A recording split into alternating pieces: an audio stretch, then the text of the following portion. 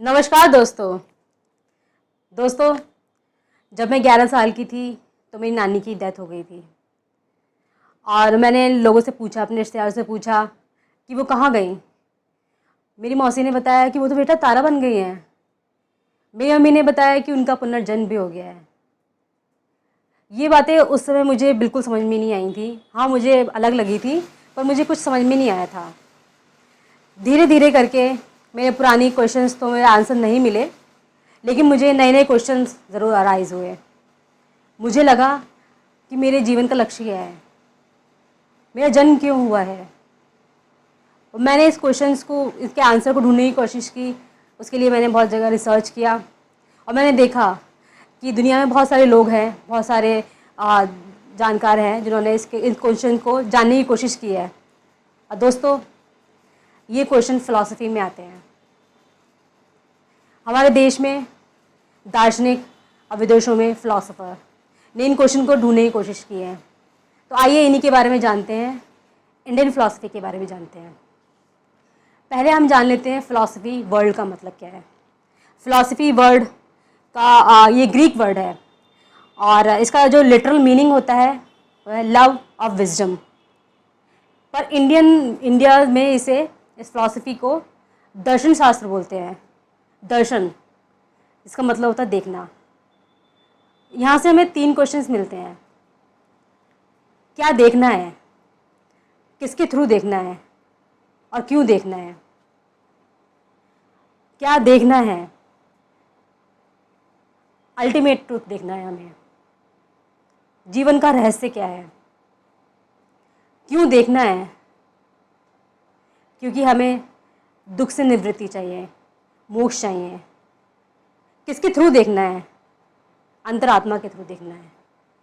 यहाँ से Indian philosophy हमें ये 3 क्वेश्चंस के आंसर देता है। दोस्तों, 1000 BC से अर्ली जो कॉमन एरा है उसमें इन फ़िलासफ़ीज़ का उदय होता है। बहुत सारे जो दार्शनिक हैं वो आपस में वाद विवाद के थ्रू और उनकी आपस में होड़ लगी रहती है, जिसके थ्रू वहाँ से हमें बहुत सारे दर्शन शास्त्र उभर के आते हैं। जैसे, और हमारे दर्शन शास्त्र में कुछ कंटेंट्स हैं जो बहुत हर शास्त्र में मिलेंगे, पर उनका लक्ष्य एक ही होता है। लक्ष्य क्या होता है? मोक्ष की प्राप्ति, दुखों से निवृत्ति।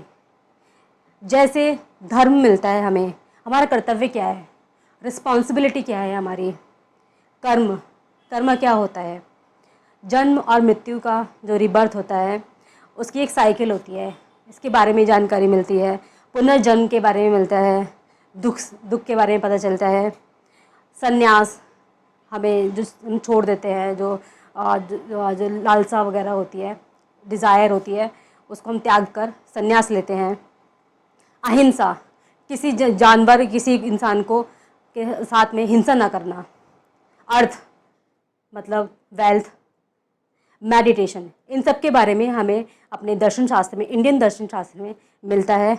पर इनका फोकस एक ही होता है, लक्ष्य एक ही होता है, मोक्ष का या निर्वाण का।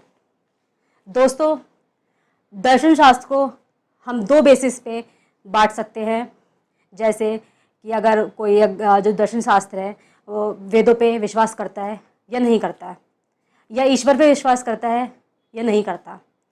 अगर हम वेदों की बात करेंगे तो जो वेदों पे विश्वास करते हैं उन्हें आस्तिक बोलते हैं। यह ईश्वर से मतलब नहीं है।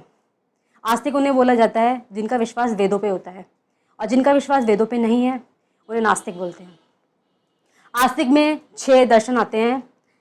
उनके नाम हैं सांख्य, योग, न्याय, वैशेषिक, पूर्व मीमांसा और उत्तर मीमांसा। इसे वेदांत भी बोलते हैं, उत्तर मीमांसा को। नास्तिक में, जो कि वेदों विश्वास नहीं रखते हैं, उसमें आता है जैन, बुद्ध, चारवाक, अज्ञात और और आजीवक। अज्ञान और आजीवक ये अभी मिलते नहीं हैं, इनके बारे में ज़्यादा जानकारी है नहीं। अगर हम ईश्वर पे जो विश्वास करते हैं उसकी बेसिस पे अगर दर्शन शास्त्र को डिवाइड करेंगे तो ईश्वरवादी और अनीश्वरवादी। ईश्वरवादी में कौन कौन से जो हमारे दर्शन शास्त्र आते हैं उसके बारे में देख लेते हैं। योग आता है, न्याय आता है, वैशेषिक और वेदांत। अनीश्वरवादी, जो भगवान को बिल्कुल नहीं मानते हैं। उसमें कौन कौन आते हैं? सांख्य, जैन, बुद्ध, चार्वाक, ये ईश्वर को नहीं मानते हैं। तो ये हमने ओवरव्यू लिया दर्शन शास्त्र के बारे में। ये बहुत छोटा सा था। नेक्स्ट वीडियो में मैं सांख्य दर्शन के बारे में लेकर आऊँगी। और ये वीडियो आपको अगर अच्छा लगता है तो इसे लाइक कर सकते हैं, शेयर कर सकते हैं। Thank you.